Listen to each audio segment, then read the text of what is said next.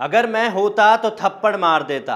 बचपन में दोस्तों के सामने शेखी मारते हुए हमने ये लाइनें बहुत कही होंगी, लेकिन भरी जनता के बीच बड़ी दबंगई से ये बात कोई मंत्री कहे, वो भी राज्य के मुख्यमंत्री के लिए, तो हंगामा तो होगा ही। नमस्कार, मेरा नाम है राज शर्मा और आप देख रहे हैं SKL न्यूज़। विवादित बयान देने से ना नेता कभी पीछे रहे हैं और ना आगे रहेंगे, क्योंकि बयान देकर बखेड़ा खड़ा करना नेताओं का शायद जन्मसिद्ध अधिकार है। ऐसे ही एक विवादित बयान देने से मोदी सरकार के मंत्री नारायण राणे पीछे नहीं रहे और इस बार उनके निशाने पर आए महाराष्ट्र के मुख्यमंत्री उद्धव ठाकरे। क्या जन आशीर्वाद यात्रा के दौरान नए बने मंत्री आलाकमान को खुश करने के लिए ऐसा कर रहे हैं या फिर पहले से कोई आपसी रंजिश थी? आखिर क्या है पूरा मामला, जानेंगे हमारी स्पेशल स्टोरी में। भारतीय जनता पार्टी की केंद्र में बनी सरकार का हाल फिलहाल में मंत्रिमंडल विस्तार हुआ।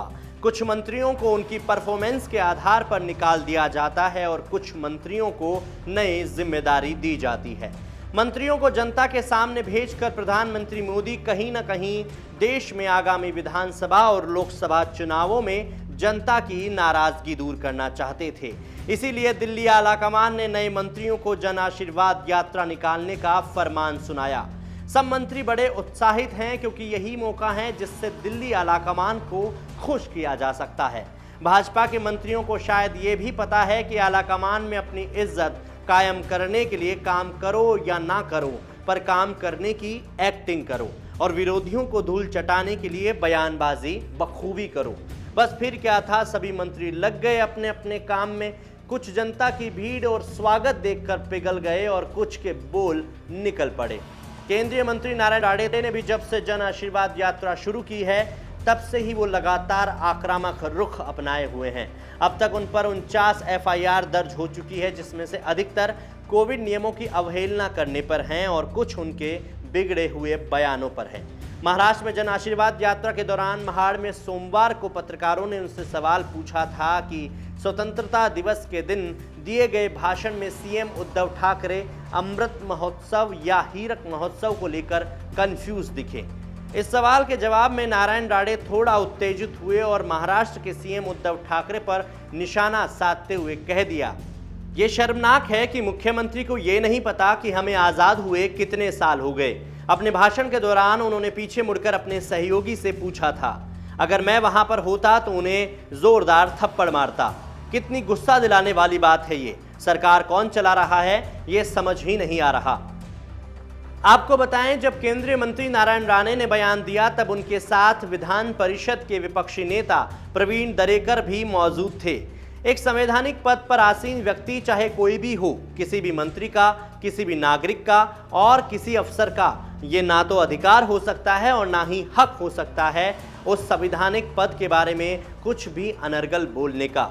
हमारे संविधान में निहित है कि संवैधानिक पद की गरिमा बनाए रखने का पालन हर किसी को करना चाहिए। सूक्ष्म, लघु और मध्यम उद्यम मंत्री नारायण राणे के बिगड़े बोलों के कारण शिव सैनिक आक्रामक हो गए और मंगलवार को महाराष्ट्र के 17 शहरों में शिव सैनिकों ने राणे के खिलाफ प्रदर्शन किया। इसी के साथ नासिक में तकरीबन आधा दर्जन शिवसेना कार्यकर्ताओं ने भाजपा कार्यालय पर पथराव भी किया। हालांकि मुंबई में राणे के घर के बाहर प्रदर्शन कर रहे शिव सैनिकों पर पुलिस ने लाठीचार्ज भी किया। राणे के खिलाफ पुणे, रायगढ़ और नासिक में FIR दर्ज हो गई थी। उसके साथ ही औरंगाबाद और खेरवाड़ा में भी FIR दर्ज करने की मांग की गई। यहां तक कि सुबह पुणे और नासिक पुलिस ने उनकी गिरफ्तारी के लिए वारंट भी जारी कर दिया था। अपनी गिरफ्तारी से बचने के लिए नारायण राणे ने अदालत में याचिका दायर की, जिसको अदालत ने खारिज कर दिया और उसके बाद हाल फिलहाल में मिली सूचनाओं के आधार पर नारायण राणे को गिरफ्तार कर लिया गया है। अपने बयानों से पलटना बीजेपी नेताओं को बड़े अच्छे से आता है। इसी बात का उदाहरण हमने आज देख भी लिया। जब केंद्रीय मंत्री नारायण राणे के खिलाफ पुलिस ने वारंट जारी किया तो राणे ने कहा, मुझे इस संबंध में आधिकारिक जानकारी नहीं मिली है। पुलिस की ओर से कोई नोटिस भी नहीं मिला है। मैंने कोई गुनाह नहीं किया। मैं केंद्रीय मंत्री और राज्यसभा का सांसद हूं, इसीलिए कानून के बारे में मुझे अच्छी तरह से पता है। राणे ने अपने विवादित बयान पर सफाई देते हुए ये भी कहा, सीएम उद्धव ठाकरे ने भाजपा विधायक प्रसाद लाड के लिए कहा था कि हम उन्हें ऐसा तमाचा मारेंगे कि वो अपने पैरों पर खड़े होने लायक नहीं बचेंगे। मैं इसी के जवाब में उनके कान के नीचे बजाने की बात कही थी। अगर मेरे खिलाफ एफआईआर हुई है तो सीएम के खिलाफ केस क्यों नहीं किया गया था। राणे ने आगे कहा कि ईर्ष्या की वजह से मेरी जन आशीर्वाद यात्रा को रोकने का काम किया जा रहा है। जहां एक और राणे अपने विवादित बयान की सफाई देने में जुटे हैं, वहीं उनके बेटे नीतीश राणे ने सोशल मीडिया में लिखा, खबर है कि युवा सेना के सदस्यों को हमारे जुहू आवास के बाहर इकट्ठा होने को कहा गया है। या तो मुंबई पुलिस उन्हें वहां जाने से रोके या फिर जो कुछ भी वहां होता है वो हमारी जिम्मेदारी नहीं होगी। शेर की मांद में जाने की हिम्मत ना करो, हम इंतजार कर रहे होंगे। अब आप अंदाजा लगा सकते हैं कि एक पिता का विवादित बयान जो कि संवैधानिक पद की गरिमा बिगाड़ने पर है, उसी बयान का समर्थन उनका ही पढ़ा लिखा बेटा कर रहा है। इसे ही कहते हैं अंधभक्ति, और ये पार्टियों में कूट कूट कर भरी हुई है। नारायण राणे की बयानबाजी और बाद में होने वाली गिरफ्तारी कहीं ना कहीं शिवसेना और बीजेपी में दरार डालने का काम कर सकती है।